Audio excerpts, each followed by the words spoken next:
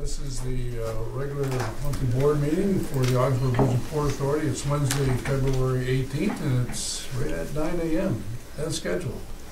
I'd like to move this meeting along in a orderly fashion. We have some excellent presentations and decisions we need to make today, so we'll get ready to task here. Wade, do you have any letters of communication? In the board read file, Okay. that you see there, there's news articles associated with the authority during that period. Okay. That will. We need an approval of board minutes for the meeting held on January 28th. I'll make that motion. Make that motion. Second. Second. Any discussions on this? Okay. All those in favor? Aye. Aye. That motion, board minutes accepted. I see no press here this morning. Reports, we'll move right along here. Presentation, Blake, I know you and I went to the Great Lakes Waterways update, whatever you want to, you have some facts. Certainly. There's a couple things I'd like to pass out. The first one is an infrastructure investment survey that was released for the Great Lakes St. Lawrence Seaway System. Some very interesting stuff in there. I would recommend that you read at your leisure. A couple of things that, just general things from the meeting. Had the opportunity to meet and personally thank Lieutenant Colonel Carl Jansen from the U.S. Army Corps of Engineers Buffalo District for the Section 107 deepening study, which continues to be accelerated, and schedule keeps getting pulled to the left by the Corps and also by our staff, who is continuing to provide exceptional information in a timely fashion. Also demonstrated our project as being one of the high points between the port directors and the U.S. Army Corps of Engineers. Highlighted that in front of the general, whose name I can't recall right off the top of my head, but who is the supervisor of the, he's the next level reporting of the Buffalo district. As you know, the project has been expedited through our combination of working with the Army Corps of Engineers and also putting some skin in the game through prepay. We will have a final report in the July timeframe this year, and that's important because we need to get on the federal legislation agenda to get additional money for deepening.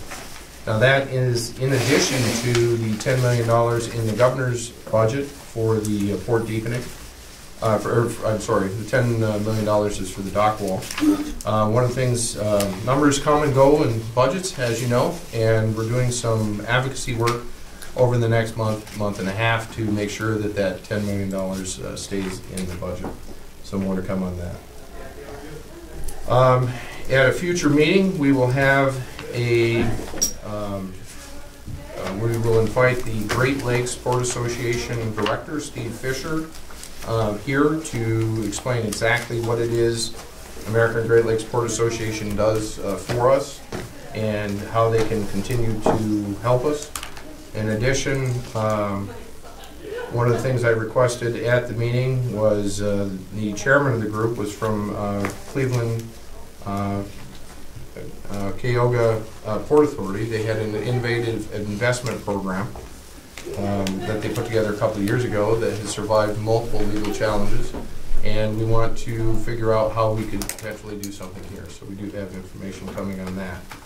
Other things of note in the conference, there were, I always enjoy going to these things because there's a vast amount of things that I know absolutely nothing about, and some of those things reference like NOAA sensors, things that the shipping industry cares about, navigation aids, and also maritime strategy. So it was a pretty interesting meeting. It was held in Cleveland, and I think it was a what, 2 or 3 day event with a very long flight in between here and there. Yeah.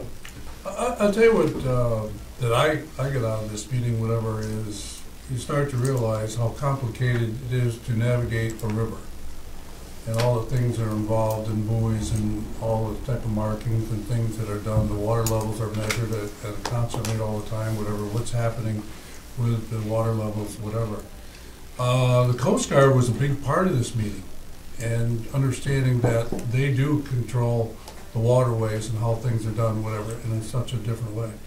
I met with the head of the people who are in Cleveland, based in Cleveland, the Coast Guard, and I had a gentleman's discussion with him in regard to why not having the Maple or having the Coast Guard back here, because their main thing is it's way down in Cleveland and they cover the waterways and all the stuff, whatever it want to be. And he suggested to me, he said that it would make some sense, all right, to come back to that level where you have another station someplace else in the system. We recommend to go to Stefanik or Congresswoman Stefanik and identify our situation, whatever. I don't have any statistics and say why, whatever it want to be, but I said if there's a process or procedure that you want to do, okay, that's the level where it starts at. It starts at that level, whatever it want to be. So at the federal level, this is what you need to do. So I was very interesting stuff. I mean, more than you realize. I mean, the dollars and cents and what the system means, how it is, how the rice is broken up, and the type of things that are going on, and they know about us. They know about us and who we are. So it's a very good thing. There was one interesting thing that went on in the port director's discussion about this new innovative idea and approach that port directors are using with their facilities. And one of these brand spanking new ideas is something that we're already doing here. And that's find a private partner to work with, like OMLC and the logistics and marketing agreement. So it's good to know in some cases we're actually ahead of the curve. So. Yeah. Be happy to answer any questions that you have on that or any other issue for that matter. Okay, we're into bridge traffic report. My thing was locked up or something. I don't have any mouse action. Could you, could you track down Russ, please, for me? I thought you guys were just kind of overwhelming me. So. Let's try the remote one. Let's see what happens. That the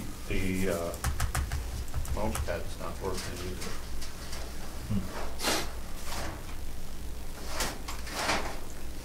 You want to use my computer, Steve?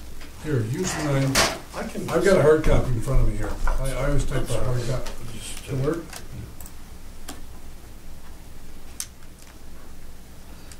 Tisha has a suggestion. Why don't we just go grab Russ, and that way we can continue the meeting here in the meantime. I can listen. No, pass that down to Steve. Sure. Oh, it's not connected. Yeah. That's good. Thank you. Okay, the bridge traffic report. The autos were down 15% for January from January last year. No, from January last year. Trucks were down 5%. Overall down 13.9%. That's the worst we've seen since this reduction or this reduced travel has started with the weakening of the Canadian dollar. Checking, I did print that report and looked at it of the other bridges. We were about as dismal as any in the whole system. There were a couple that were worse than us, or that had poorer performances in January, but so we weren't the very worst, but ours was bad. Trucks and the other bridges, the Messina Bridge was down more than ours, and the Thousand Island Bridge, I believe, was up just 1% or something like that. So that's the report. Any questions? Oh, Thousand Islands was actually up?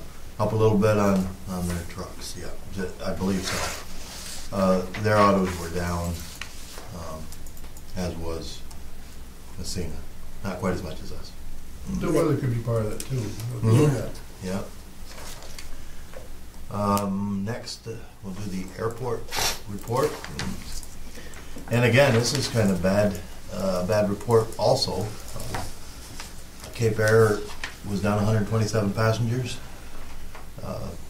607 versus 734.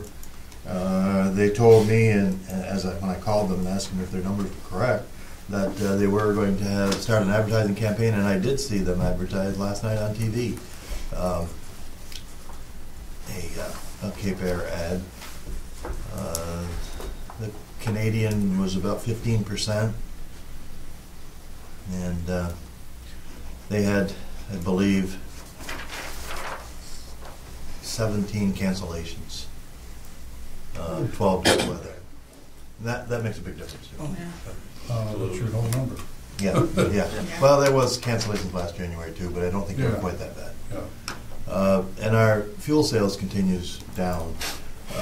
What I have done, I checked the other airports and I lowered our profit margin, lowered our price.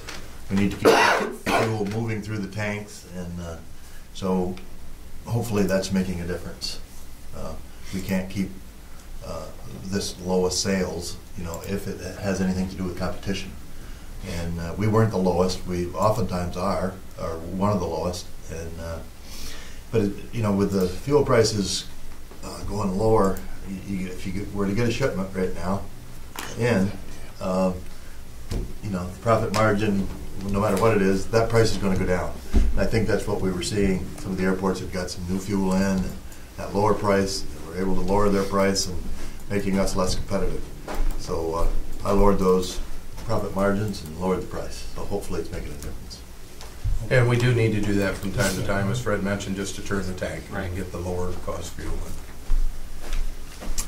Credit card report.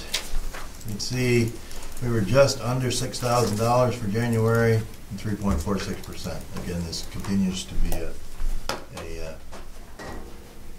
a good thing.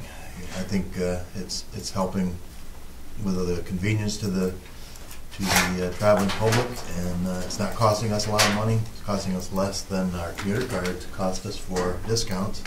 And of course, some of the credit cards are used to buy those. So, but still, it's been a pleasant surprise.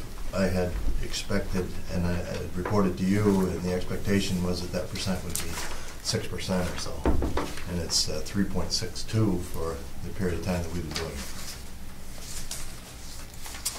Now, I see what's lacking is the financial report, and I don't know how that is. It's not in here, but it's not.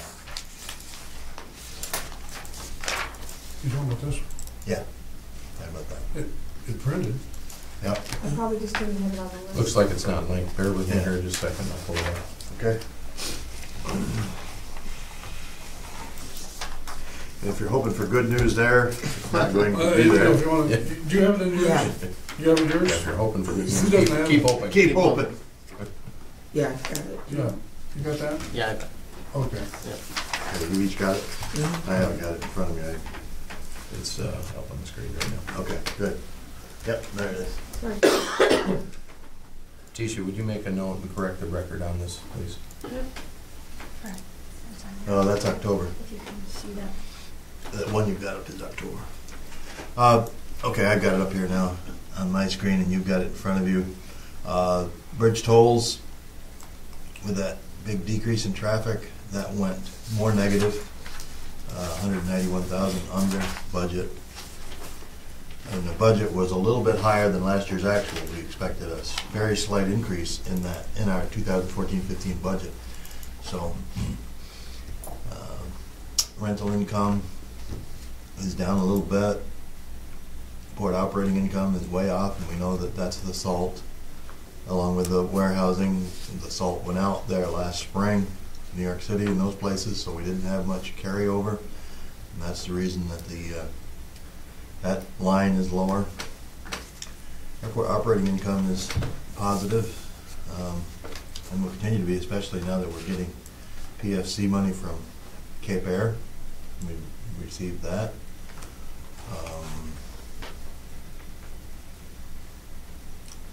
On the expense side, wages are down a little bit from budget, and that's because we've had less activity at the port, less work there. And the benefits are in line with that.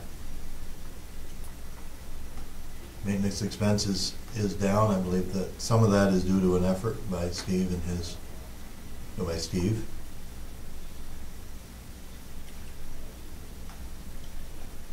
And any questions on any of the lines? I have one I'd like looked into, and that's advertising. Why are we so far off on the advertising? That's not something we need to answer here, but advertising begets future business. Mm-hmm. And if we're sitting here holding back on $60,000 worth of advertising, I want to know why.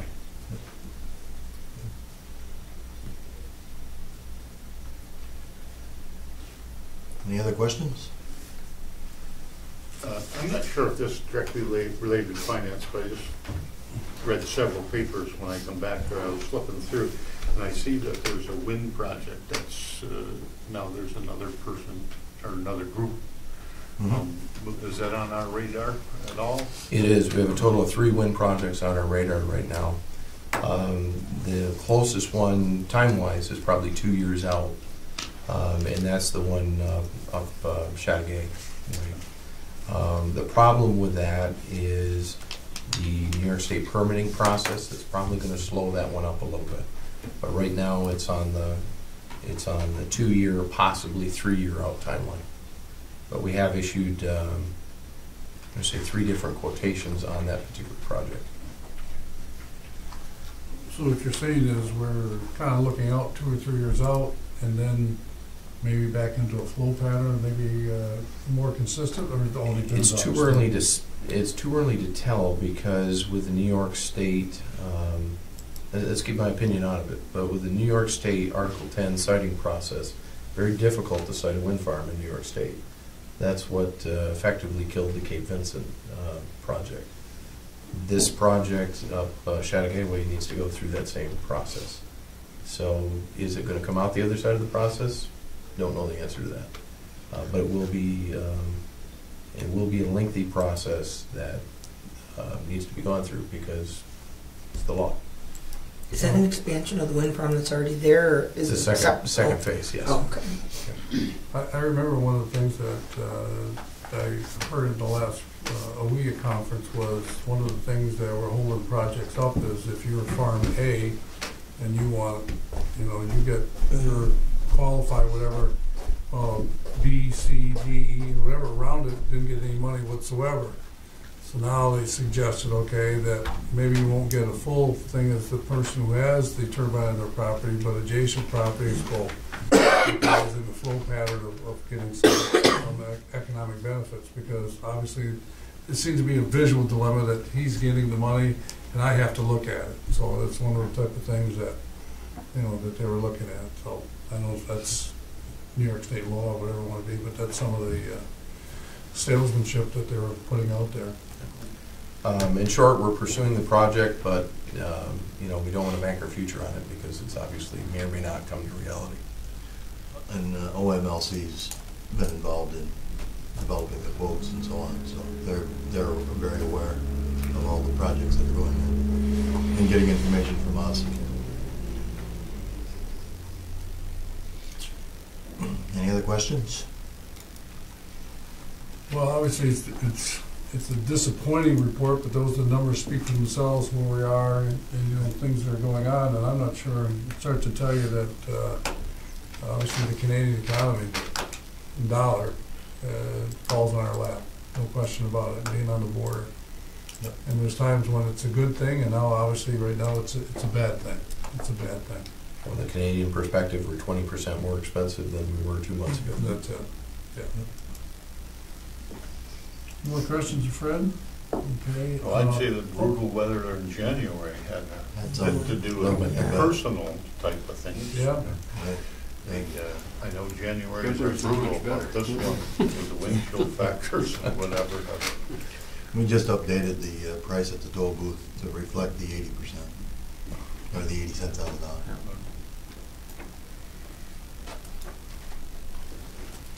Okay, building occupancy marketing report. You have a link to the building occupancy report. Are there any questions on either of those reports? A question I have, since you're here, John, is, on building 7, I know that's something that, can you give us an update what's happening there? I mean, I know we kind of looked at some things, whatever, is there a plan that we got getting close to, because I like to have a marketing meeting to just see exactly where all this is going, because we really are, so much going on in every department or area, I'd say, of the authority. Sure. We have, there's been some ongoing updates, renovations, what have you, to that particular building. We certainly have been discussing that with some of the prospects we've been meeting with in Canada. I think there is some interest in the building. Some of the companies we're talking with, we're looking at more towards the second quarter, towards they might be in a position. And as Wade already alluded to, the situation in I guess with the decline in the Canadian dollar value has certainly caused some prospects to be rethinking whether this is the right time for U.S. expansion. So I think there's a number of factors that are going into that. We have started working on a plan, and would be happy certainly to meet with the marketing committee whenever it is convenient for you to kind of review some of those efforts and see if there's other things you'd like us to be doing. Okay. Anybody else? Any question for John? Okay. We have no committee reports on unfinished business. Events and activities. Next board meeting is March 18th. That's a nice meeting. I know Doug is back, but I would, Steve, I definitely need you, what your schedule is. Would a 4 o'clock meeting work for you? 4 o'clock meetings are through until July for me. That's the best I can do. Okay. All right, and 4 o'clock it is. Well, we'll start the first meeting, whatever, because okay, so we got a 4 p.m. on March 18th. Well, April 1st, I think, is in the middle of the spring break. Right. Probably I'm going to be away. I'm gonna be in Denmark, so I won't be here. That'll be open? Denmark will be open then? Do you need anybody to assist you with that trip? After the shoot, I'm going to Copenhagen. After those shootings last week in Copenhagen, maybe Yeah, I go. right. Got there a little bit. I'll tell you truthfully, for that meeting, myself, I probably need April 15th for me. Okay with me. How's that, what is he doing? That's fine with me. Fine with me. We want to go to April 15th? Wade, do you think? 4 o'clock? Yeah. 4 o'clock at this point in time? Just to give you a little bit of context here, these next 2 meetings need to be a little bit more set in stone than previous meetings, because we've got a couple of things that we'll talk about. For example, the design work on the terminal needs to be approved at the March 18th meeting to be able to stay on track to have the terminal done in terms of the Allegiant agreement, to get that done by the November 2016 timeline. So we have a couple things like that where we'll be bringing in outside visitors and things. Just another quick note, until we get back up to full strength at board level, we'll continue to do the committee of the whole meetings. That is going to add a little bit of time to the board meetings, just for your planning purposes. That way we can kill a couple birds with one stone. Did I miss anything? No, I mean, the only thing I would say is Gavin, even whenever we need to have facilities, or, I mean, Doug will be back for marketing. I'd like to do a little quicker, but we'll have to do what we do, so you mean facilities, if you see something you need to talk, or I'll let you know that Steve, you'll still do the chair of the personnel part, because we got some issues with personnel, so I want you to make sure that. And we can still do that as a regular type of thing, but I think we can do something a little different out of those 2 type of committees, because they may need a little different discussions at the board. Okay? Okay. All right, so. Okay, Wade, I believe there are business items to you. Okay, business items. We have a couple of items on the agenda today. The first is an approval of a research agreement with Clarkson University. It came to my attention that the draft that you have here has blanks in it. I apologize for that. That is my mistake on that. But the specifics of the draft are that the agreement would run from February 18th of this year to February 17th of next year. Clarkson University would submit a bill monthly to us on the first of the month and do quarterly updates to the board. And that pretty much rounds out the blank sections that are there. This agreement is for a $45,000 agreement. We have $30,000 budgeted for this, and bottom line, we can rearrange the capital program to compensate. Pretty excited about this opportunity. As you heard last time, this is a unique partnership where we can get some testing and monitoring information that we can use to help protect the bridge. I'll make that motion. I'll second. Okay. Questions, comments? Yeah, which is great. All in favor? 30 or 40. I don't know. Another comment? For you and I looked that up in the budget, it was 40. You It was verified 40 in that. the budget? Yeah, it is. Okay. Okay. Yeah. I stand corrected. We had $40,000 budgeted, not 30. Yeah, that's We're in better shape. See how much we Can you paid wiggle? attention. Exactly. Can you wiggle for the 5? Anyway, I think it's a unique partnership. Yeah, Something absolutely. that we're pretty lucky to have the institutions we have in the North Country to produce this type of thing, along with many, many others. So, pretty exciting. Put the brain power to work. It's right. All those in favor? Aye. Aye. All nays, none noes. Okay, that resolution passed. I would like to pass this out. This is getting released to the press today. If you could take 2 pages and pass it, please. This is the news release that Clarkson University will be putting out this morning relative to this project. Agenda item A2 is approval of agreement with Revenue Markets Incorporated. This is our maintenance agreement on the toll system. Bear with me here in just a moment. I'll enlarge it on the screen so you can see it. Term is April 1st of this year through March 31st of next year. Includes unlimited phone support, warranties, updates on the software, continual real-time monitoring capabilities, and off-site data retrieval. The support fee for this is $1,920 billed to the authority, but the annual contract price is $14,160. I'll make that motion. I'll second. Yeah, I'd like to point out a couple of things. One is that we are continuing to look for an improvement in our system. We have an RFP out now that, looking for other ways and other companies and so on.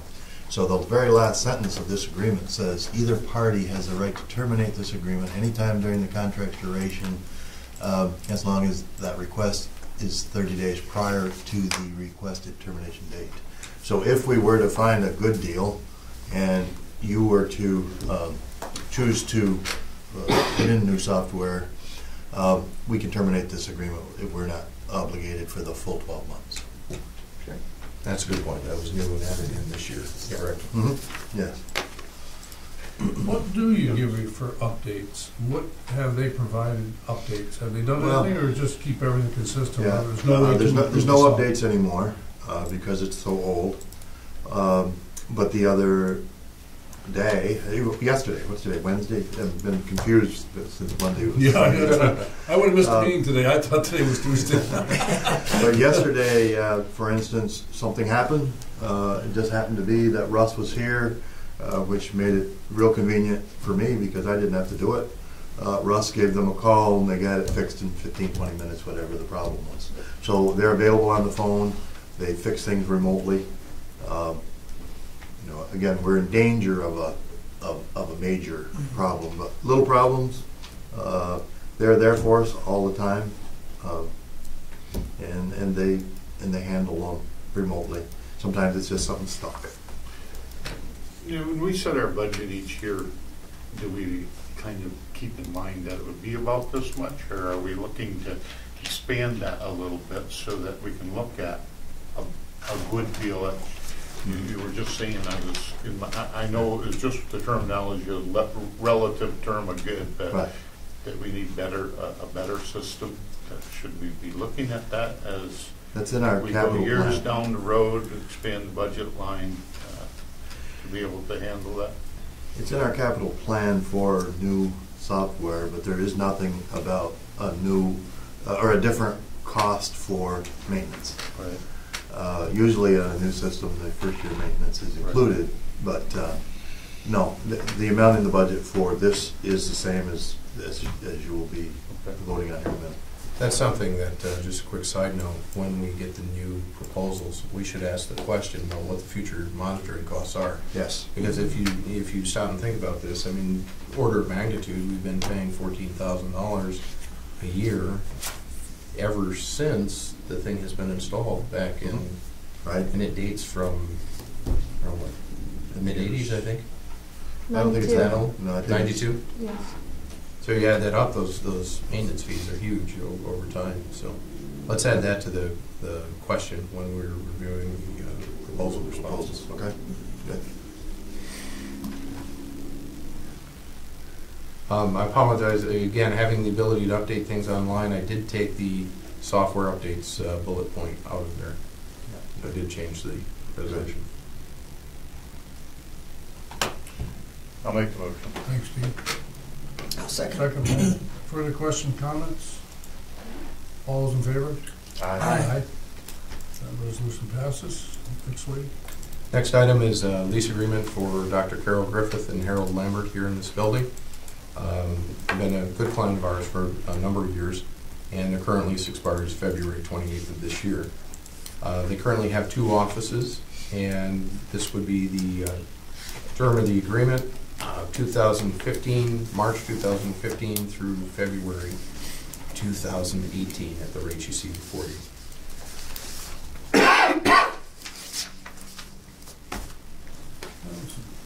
Pleased if they still want to stay here in the building. We keep it warm enough for them. I was in my office yesterday for a couple hours, and I could have worn my t-shirt and shorts. It was that warm upstairs. It's still been warm. I think it's great that they want to be here. Motion? I'll make that motion. Second? I'll second that. Thanks, Gavin. Any further questions or comments? All in favor? Aye. Thank you very much. That resolution passes. Agenda item B1 is approval of agreement with Creative Information Systems. This agreement requires a little bit of context. Specifically, what we have at the port to describe the situation for you is we have a nice new scale that was put in as part of the project we did a couple of years ago. And yet, functionally, we write everything down on clipboards, which makes absolutely no sense in today's day and age, particularly as we're looking at getting busier at the port, and we need to adjust how we do things.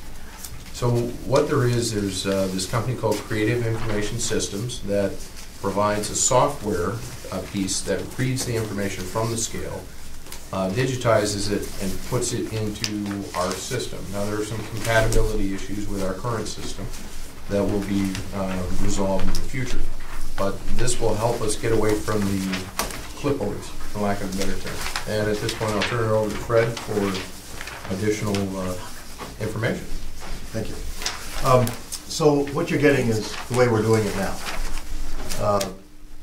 And on the one, you'll see I've made a yellow marker. And I'm not trying to throw any person, but I'm just want you to see our process. Now, with the gluten pellets, on October 9th, meal was called pellets. It was subtracted from the inventory, then added back in on the 9th, or added back in around the 30th or so, and you can see it on the meal. I've got that highlighted too. So, as long as we're human beings, we're going to make mistakes. And we can call pellets meal, and we can call meal pellets. I mean, it's probably an easy error. And even with the new system, you can still call meal pellets and pellets meal and have an error in your thing. But it can be corrected and without this. But a bigger problem here exists, and that is on this one of gluten pellets, just below the October 9th date, you will see that our inventory on October 31st, after we shipped some out, was 50,000 pounds. The next, on November 7th and 10th, we shipped out another 72,000 pounds that we didn't have. That's a control issue. That's an inventory control issue that will not exist with the proper software and so on. Now, once in a while, we're going to run out of salt. We're going to think we have inventory when we run out of salt because we lose it. We lose it to weather and stuff like that, and that would be expected. But it's not to be expected that we could ship out 72,000 pounds that we haven't got. So, to me, that's. I wanted to point out the error, but errors can be fixed, and this error was fixed. That's pretty glaring. Just looks a tad sloppy, but you know, and then when you have software, you can fix it, and it isn't sloppy. But you also can have audit programs set up to where you can see when people make changes to inventories. However, that's a control. That's an inventory control issue that we've got to get away from. And I know that this works. This works very well right now because we don't have a lot of business. I know last year when the salt trucks came in from New York, we had 2 people in there, and they were busy. What will happen is the truck will come in, get on the scales. The scale, of course, will do what scales do. It'll print. It will print a bill of lading with a picture of the truck and the driver, so they can say, our truck wasn't there that day, but they can't. There'll be a picture right on the bill of lading.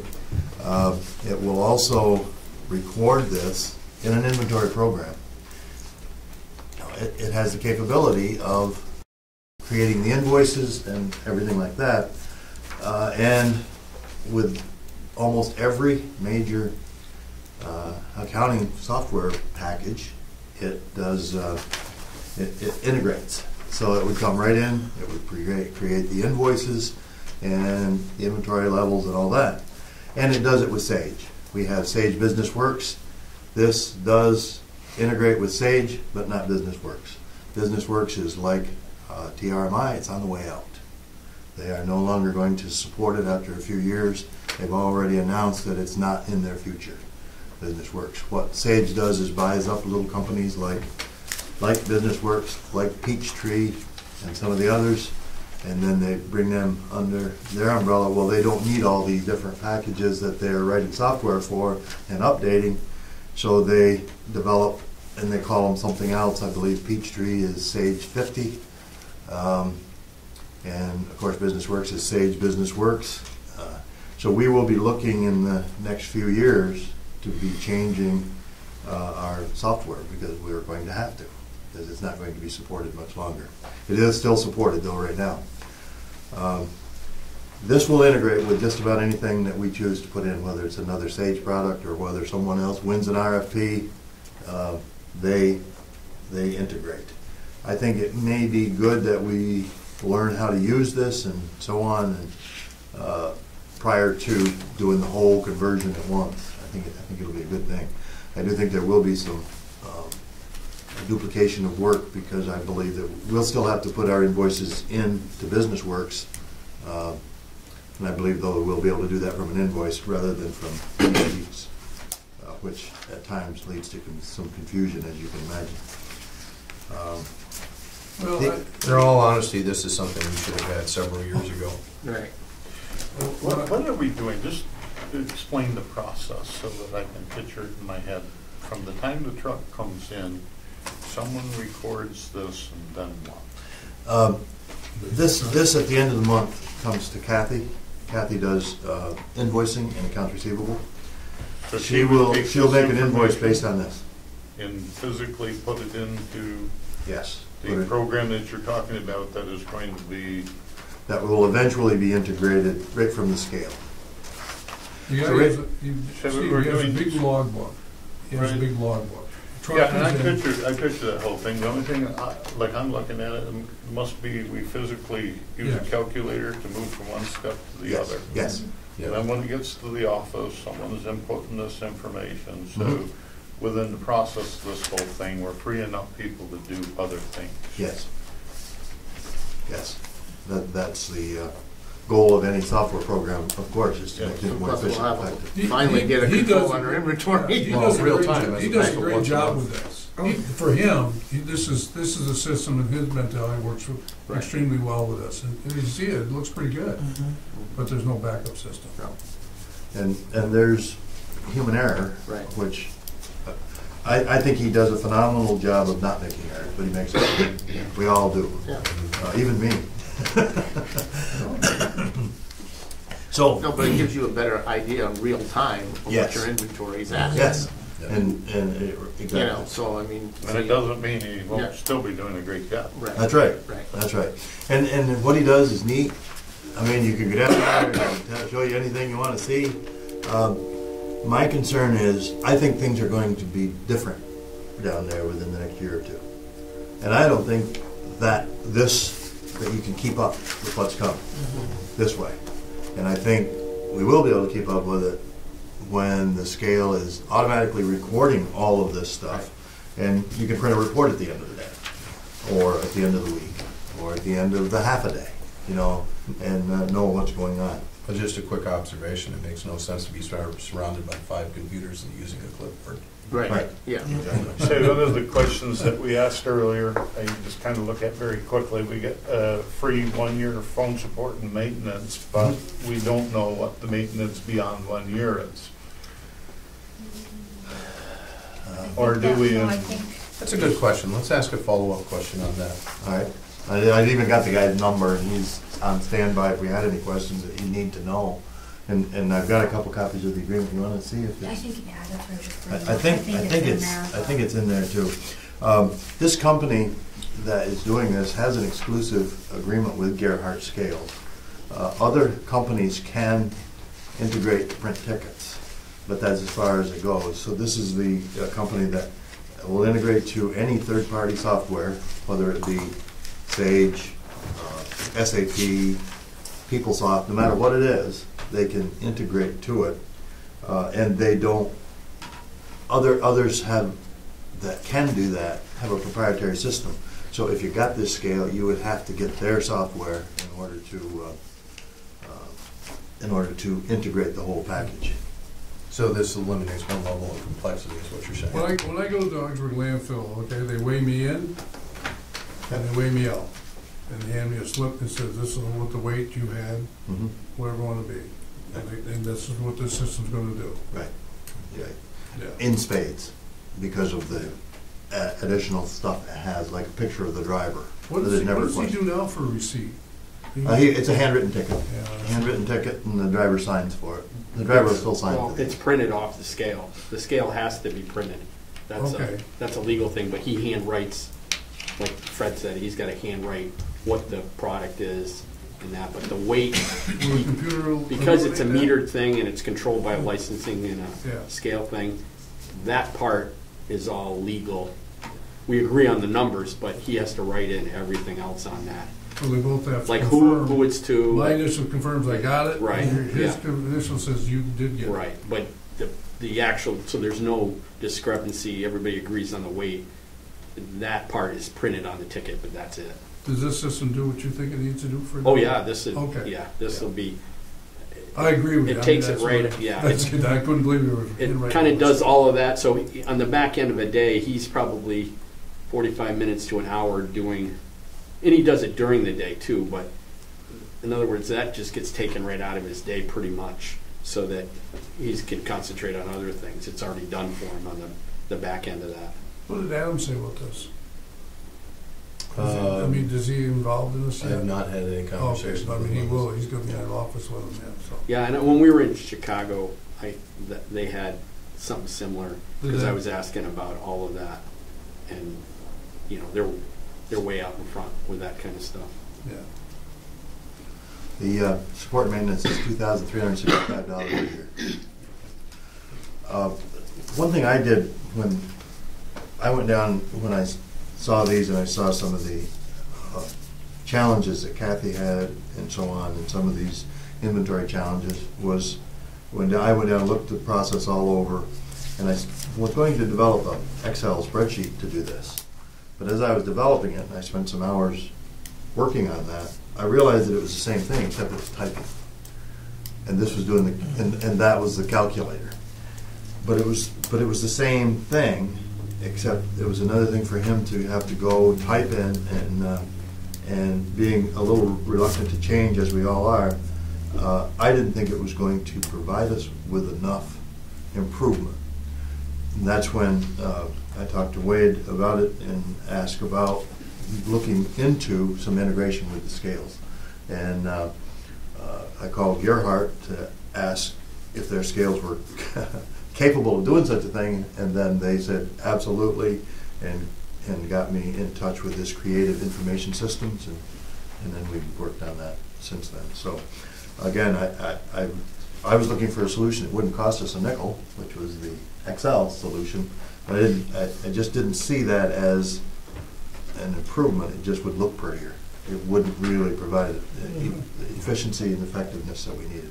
You found something much better. Yes, yes.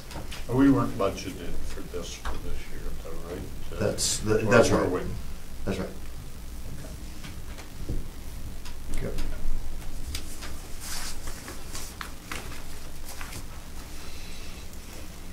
Any other questions we can answer for you on this topic? Well, if we pass the resolution, when will you start this process? They will do the complete installation remotely. We will start the process. I think what I would like to do is, this guy did a detailed demonstration for Karen and I and Kathy. It's very impressive. I'm going to have that same demonstration done for Ken. And if they've said they'll do that demonstration 5 times if they need to make sure that he understands how it's going to help his life. My suggestion is that we don't just do the training for a person or 2 people, but do it for several, so that we have backup in case one person isn't there, or sick, out for a period of time, whatever it happens to be. Since I would guess that training wouldn't cost us anything other than a couple man hours, whatever that happens. Right. It won't cost us anything with this company. It's included in the price. It'll only cost the time that those people are doing that, rather than. Employee happens to be there, which Right. we will, if something, we don't want anything to happen, but if it did happen, then we have a backup plan. Okay, will do. So that would be ASAP? I think it'll be very soon. I think I'd like to have it done before the end of the year, because after March 31st, we'll be concentrating on getting the year end closed and getting ready for the audit. So I would like to have it in place by March 31st. Agree, Steve? Sure.